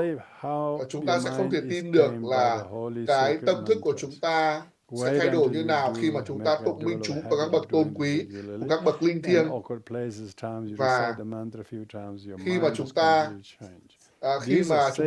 tụng chú thì tâm thức của chúng ta sẽ thay đổi như thế nào. Và cái quán đảnh thứ ba là sự thiền định. Chúng ta ngồi thẳng lưng và quán chiếu về cái hình tướng của Đức VasuDhara, cái hiện thân tối cao của hành động bố thí, hành động hào phóng, hành động cho đi. Và Ngài rất là đẹp, Phật mẫu rất là đẹp, màu vàng, cái thân rất là đẹp, ngồi trên một đĩa mặt trăng và một cái đài sen, và phóng chiếu ra ánh sáng hào quang màu vàng đối với chúng sinh. Khi mà chúng ta nhận được cái ánh sáng chạm, mọi thứ ánh sáng đều trở nên rộng ràng và rõ ràng. Và bản thân của chúng ta trong thân tướng của Đức Phật mẫu VasuDhara, chúng ta rất là trong sáng và hòa tan vào trong tánh không. Chúng ta không chúng ta hãy để tâm thức của chúng ta rộng ràng và thiền quán về Đức VasuDhara. Nó giống như là một ảo tưởng. Nó hình ảnh ở đó, nhưng mà chúng ta không thể chạm vào được. Và bây giờ chỉ có hình ảnh của Đức Phật mẫu VasuDhara ở trong tâm thức của chúng ta thôi. Chúng ta có thể thiền quán về ánh sáng của Đức Phật mẫu từ thân của chúng ta xuất hiện. Với tâm thức như vậy, chúng ta hãy thiền một cách ngắn.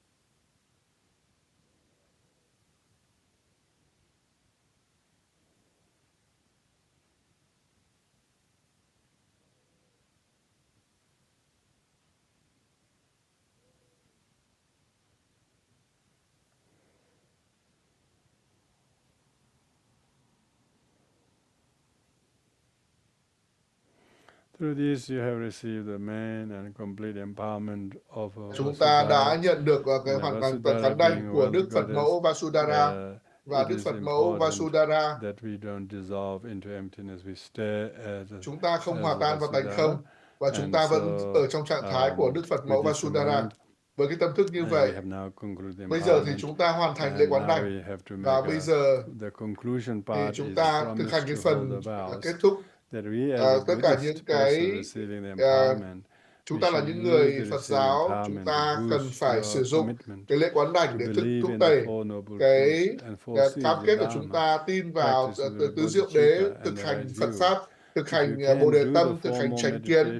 Nếu như mà chúng ta có thể thực hành thiền quán, trì tụng, minh chú thì điều rất là tốt. Nhưng mà điều quan trọng nhất là chúng ta hãy giữ giới của chúng ta. Chúng ta không bao giờ làm hại chúng sinh một cách bạo lực hay bất cứ một cái hình thức nào thông qua những lời nói, sự hành động hay suy nghĩ của chúng ta. Chúng ta hãy thực hành là tâm tử tế và chính kiến và giúp đỡ cho chúng sinh hữu tình, và luôn luôn thiền định về Bồ Đề tâm như ngoài ghi nhớ chánh kiến, và không bao giờ quên được cái lòng từ bi, lòng tốt của các bậc đạo sư, của dòng truyền thừa và của đạo sư và những đệ tử. Với tâm thức như vậy, chúng ta lặp lại theo lời Thầy. Con bắt đầu từ bây giờ con xin cúng dường bản thân cho Phật Pháp Tăng. Con xin dốc sức mình thực hành chánh Pháp. Và con sẽ không quên Bồ Đề tâm và chánh kiến. Con sẽ không quên Bồ Đề tâm và chánh kiến. Khi mà nhận được quán đảnh với một cách tinh tấn, tất cả chúng ta đã rất là biết ơn, rất là tinh tấn với cái phần giảng pháp, tham dự cái buổi lễ này từ rất nhiều nơi trên thế giới. Xin cảm ơn. Và bây giờ Thầy chúng ta sẽ cúng dường Mandala để tạ ơn, tương tự như là cái phần cúng dường Mandala lúc đầu. Và chúng ta cũng tụng cái lời kệ cúng dường Mandala của Tổ Atisa. Chúng ta sẽ không thể cảm ơn các bậc đạo sư, cảm ơn Đức Phật, cảm ơn Giáo Pháp, cảm ơn Tăng đoàn đã chăm sóc chúng ta trong suốt hơn 2.000 năm qua. Và đặc biệt là trong thế kỷ 21 này, chúng ta có thể thọ nhận được Giáo Pháp này, và chúng ta trở thành một phần của Tăng đoàn, và chúng ta biết ơn điều đó.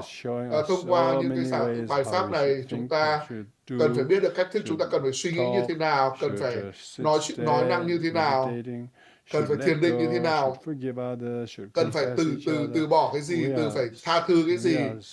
Và chúng ta thấy rất là may mắn được có cái cơ hội này, và chúng ta cúng dường Mandala để tạ ơn.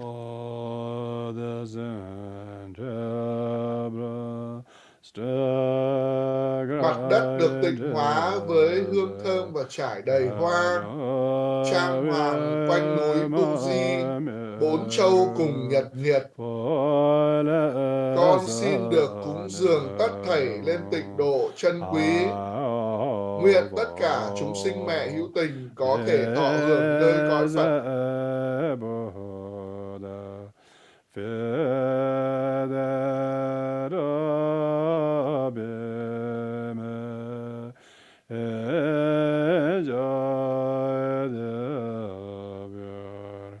Om Guru Buddha Bodhisattva Saparivare Ratna Mandala Puja Mega Samudra Saparana Samaze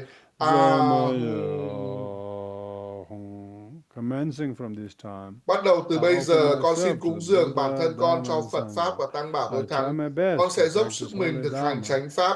Nguyện xin người hãy đón con làm đệ tử của Ngài. Xin Ngài hãy đón con, nhận con làm đệ tử của Ngài. Xin Ngài hãy đón nhận con là đệ tử của Ngài. Như vậy là bây giờ chúng ta đã hoàn thành cái lễ quán đảnh của Đức Phật mẫu Tài Bảo VasuDhara, và đây là điều rất là quan trọng để ghi nhớ ai là Đức Phật mẫu VasuDhara. Ngài là hiện thân của sự hào phóng, của sự bố thí, sự hào phóng. Khi mà chúng ta bố thí thì chúng ta trở nên giàu có. Những cái sự thịnh vượng về vật chất không mang lại hạnh phúc, mà mang lại sự lo lắng, sự bi kịch và xung đột. và chuyển hóa bạn thành thù, và cái tài sản của chúng ta sẽ trở thành gánh nặng của chúng ta. Chúng ta sẽ trở thành một cái tù nhân của chính là cái sự tài sản của chúng ta. Thế giới vật chất chính là cái thế giới mà Đức Phật đã từ bỏ, chứ không phải là chúng ta phải theo đuổi cái thế giới vật chất, thịnh vượng vật chất đó. Chúng ta phải sợ hãi về sự thịnh vượng vật chất, nhưng mà chúng ta sẽ không thể bị đói, và chúng ta không thể vô gia cư được. Do vậy là chúng ta cần phải có các cái điều kiện. Và khi mà chúng ta thực hành Phật mẫu VasuDhara thì chúng ta sẽ có được những thứ mà chúng ta mong muốn, và chúng ta biết ơn những cái điều mà chúng ta có, cả những cái thứ mà chúng ta có đến từ cha mẹ của chúng ta, những người yêu thương của chúng ta, và tất cả mọi thứ, kể cả thân thể của chúng ta, đều là nước mắt của cha mẹ của chúng ta, và tất cả những sự giáo dục của chúng ta là do những người khác đã dạy dỗ chúng ta. Do vậy là cái thái độ như này, cái phẩm tính này là chính là Phật mẫu VasuDhara. Vasu có nghĩa là sự thịnh vượng, sự thịnh vượng, sự phúc lợi. Dhara có nghĩa là một dòng sông, dòng chảy, một cái dòng sông của river. All the countries have changed their geography and boundary, but the rivers have always stayed there, thay đổi tên, thay đổi địa danh, nhưng mà các dòng sông vẫn luôn luôn ở đó. Như vậy, tương tự như vậy là giáo pháp của Phật pháp cũng như vậy, cũng như một dòng sông. Incredible. Always there is the water in the river. Luôn luôn có nước và có dòng sông, tương tự như vậy. Như vậy, dòng sông giáo pháp của VasuDhara. Vasu có nghĩa là biết ơn, hào phóng, và dư thừa, thịnh vượng, và không bám chấp, tránh xa sự bám chấp, sự tham chấp, sự tham luyện. Có nghĩa là chúng ta biết đủ, và khi mà chúng ta biết đủ ngày hôm nay, ngày mai chúng ta sẽ dòng chảy giống như Dhara ở tiếng Nepali.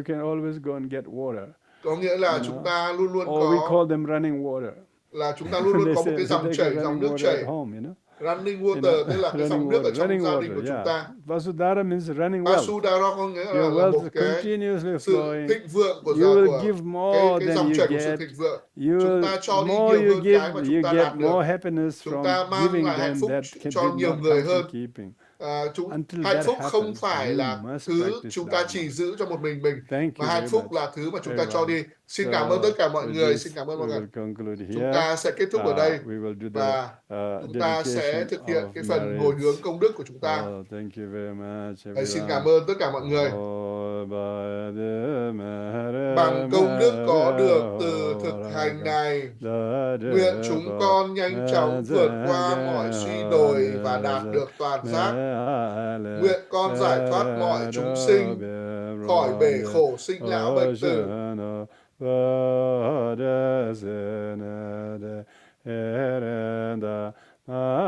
Lắng nghe giáo lý đại thừa, bằng bất cứ công đức nào con có được, nguyện mọi chúng sinh trở thành bình chứa bất nhiễm, để chuyên trở giáo lý đại thừa.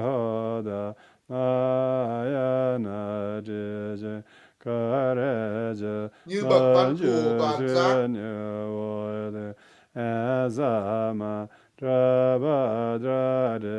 và Đức Phật phổ hiền, con nguyện hồi hướng mọi công đức để thực hành theo gót chân các ngài.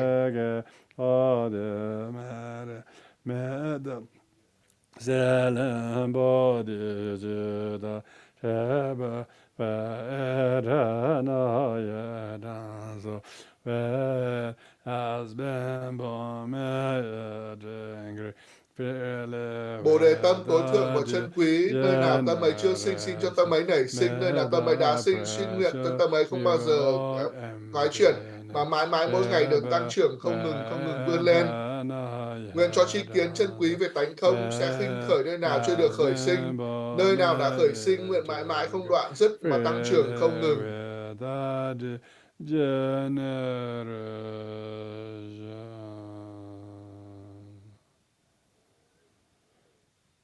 Thank you very much. Xin cảm ơn tất cả các quý vị đạo hữu.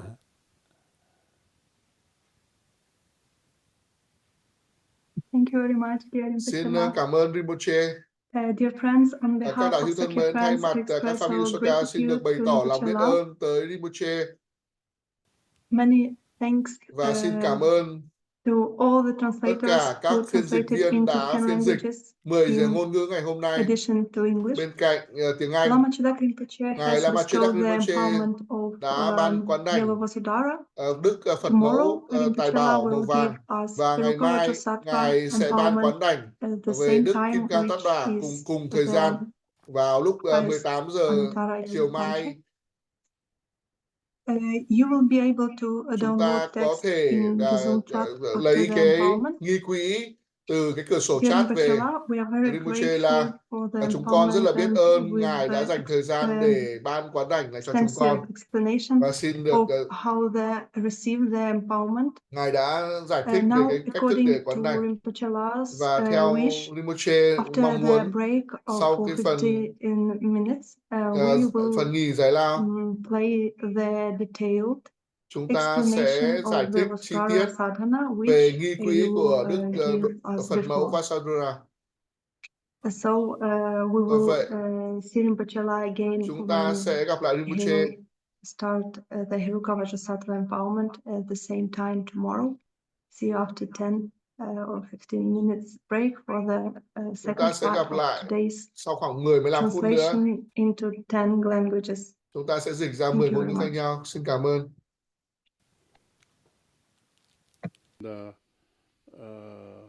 Yellow VasuDhara. Chào tất cả mọi người quay trở lại. Và bây giờ Thầy sẽ hướng dẫn phần thực hành Đức Phật mẫu Tài Bảo vàng. Đức Phật mẫu Tài Bảo vàng. Chúng ta sẽ hiểu.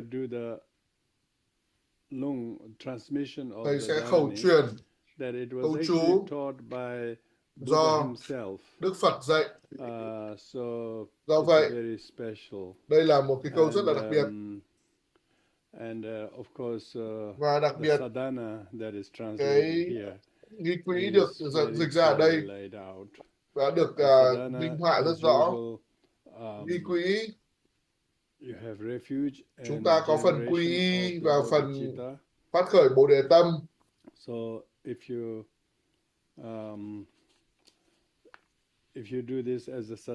Nếu như mà chúng ta thực hành nghi quỹ này, Đức Phật mẫu Tài Bảo, Vasu có nghĩa là sự giàu có thịnh vượng, Dhara có nghĩa là dòng sông của sự thịnh vượng, dòng sông của Tài Bảo. Tức là nó sẽ luôn luôn có sẵn cái sự tài sản đó. Nó bao gồm bao gồm cả Đức Phật Tài Bảo Zambala, Đức Tỳ Sa Môn Thiên Vương, Đức Mahakala. Tất cả cái phần thực hành này, Đức Phật mẫu Tài Bảo rất là nổi tiếng ở Tây Tạng thông qua cái công việc của Đức Kunga Zangpo, một vị sư đạo tu sĩ của dòng Sakya.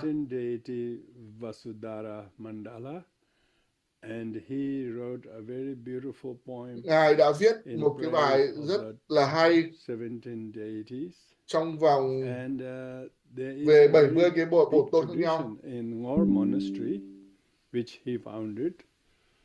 To do the wealth vases of VasuDhara. And so our sadhana is also composed by the 23rd abbot of the Ngor Monastery. Là do ngài tu viện trưởng 23 của tu viện Ngor practice is very cái việc thực hành VasuDhara Phật mẫu Tài Bảo in Nepal. Rất là phổ biến ở Nepal. Buddhist practices thông qua các việc thực hành Phật giáo Kim Cang Thừa in Tibet came through Nepal, because Nepal is like the stopover. Cái Nepal nó giống như là điểm dừng chân giữa Tây Tạng và Ấn Độ. Kathmandu Valley itself became the center of Indian masters and Tibetan translators. And the VasuDhara has several sadhanas, short sadhanas, có một số cái nghi quỹ khác nhau về Bổn Tôn. Amoghavajra, Vajrasana, có ghi quỹ and ngắn of và ghi course quỹ dài. Parilotsawa. But Có this ghi quỹ sadhana do Ngài that you have Parilotsawa viết is written by Nam Kapazang, Gagana Shribhadra, who puts his name translated into Sanskrit. He's the 23rd abbot of Ngor Monastery. The first abbot of Ngor started the promoted tu sĩ viện trưởng đầu tiên của Tư viện Ngô of honoring VasuDhara. So đã VasuDhara viết is về very famous. Ngài VasuDhara as và a Ngài Welsh trở nên rất goddess. nổi tiếng. In order to Để có thể to do this sadhana, you thực need hành nghi quỹ này, make chúng sure ta that you cần take phải đảm refuge in bảo the triple rằng gem. chúng ta You quy don't y see với the Tam Bảo. VasuDhara as some other kind of non-Buddhist goddess like Lakshmi of Hinduism, which some people think she is. She's not. That's why you have to take refuge in the Buddha, Chúng ta cần Dharma, phải quy Sangha Tam Bảo, Phật Pháp to Tăng, distinguish that. không And quy then với you cái should, những thần linh thế you gian như là should Lakshmi generate the của đạo bodhicitta Hindu. motivation. Chúng ta cần phải phát khởi cái Bồ Đề You tâm. should not do the Chúng ta VasuDhara with không the nên wish thực to hành make for wealth. Phật You mẫu Tài should Bảo với một wish cái to mong muốn là attain làm Buddhahood. giàu. Chúng ta mong muốn là đạt được quả vị Phật. By on the way to attain Buddhahood, trên con đường để đạt được quả vị Phật, thì chúng ta đạt được quả vị Phật cuối cùng tối thượng. Chúng ta giúp đỡ cho chúng sinh thông qua tất cả cung cấp tất cả những cái sự thịnh vượng tài bảo cũng như những điều mà họ cần. Nếu không có thì sẽ rất nguy hiểm. Mọi người sẽ hiểu lầm về cái việc sự thịnh vượng về tài bảo và thịnh vượng về vật chất, thịnh vượng về giáo pháp.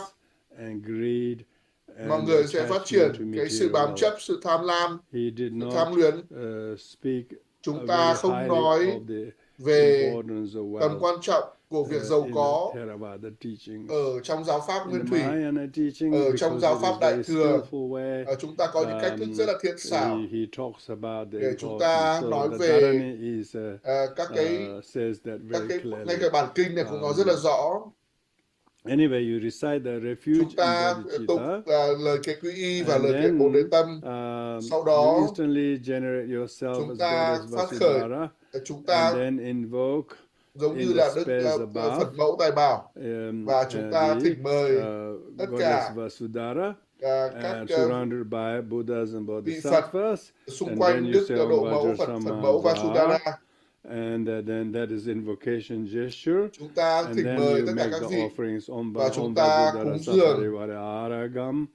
Chúng ta cúng dường nước uống. So with that you offer the drinking water, Vasudhara Sapariware Akam Paratisa Soha, incense, chúng ta cúng dường hương thơm, nến bơ, perfume, nước thơm, dầu thơm, and food, thực phẩm, and music. Và nhạc.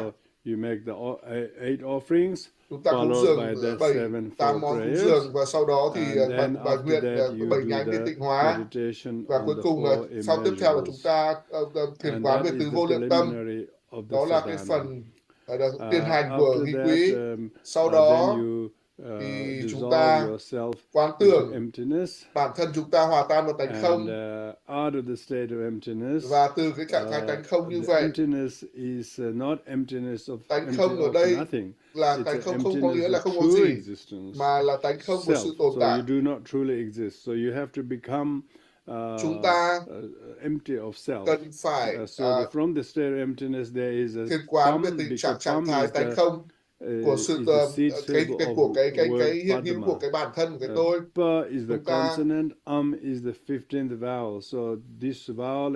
Chúng ta quán tưởng chịu chủng từ pam, pam là chủng từ tam, sau đó chuyển hóa thành bông hoa sen. Bông hoa sen tượng trưng cho Bồ Đề tâm tương đối của chúng ta. Và từ chủng từ A nó chuyển hóa thành một đĩa mặt trăng tròn đầy tượng trưng cho Bồ Đề tâm tuyệt đối. Và trên mặt trăng là chủng từ, ở đây là viết nhầm là chủng từ vam nhưng mà nhầm, nhưng mà phải là băm, bởi vì là vam tức là chủng từ. Vam là chữ đầu của Đức VasuDhara, phóng chiếu ánh sáng, cúng dường tất cả các vị Phật, dispels the và poverty loại bỏ tất cả những sự nghèo khó, sự đói khổ, sự bất bình đẳng ở trên thế giới, và rays of light absorb back, ánh sáng quay trở lại, hấp thụ lại, and và hấp thu. It says it magnetizes elemental essence. Tất Elemental cả các essence cái means tinh túy của các đại, của các there are yếu 4 tố. or 5 elements. Yeah, Có earth 5 đại. elements essence is what? Thổ, What is the vitality of earth elements? Hardness and solidity. Tất cả những thứ rắn chắc, đặc chắc thì gọi là thổ. Chúng ta thiếu sự tự tin, sự cứng rắn trong chúng ta, và chúng ta hấp dẫn, thu hút tất cả những cái yếu tố thổ, sự cứng rắn, sự đắc chắc. Elemental essence of và water các is cái yếu tố thủy fluidity. đại, Fluidity. Các cái sự linh hoạt, sự Often trôi chảy. we are very Thông thường thì dehydrated. chúng ta We bị thiếu don't nước, have enough water. chúng ta không có đủ nước. Even if we have water, we have Dù water retention disease, swelling có and all nước that. với tất cả các bệnh tật như là phồng rộp. So in order to extract the water vitality, imagine all the big rivers and sea and ocean and lakes and waterfalls in the world. From there, we draw all the element of water element. Water element.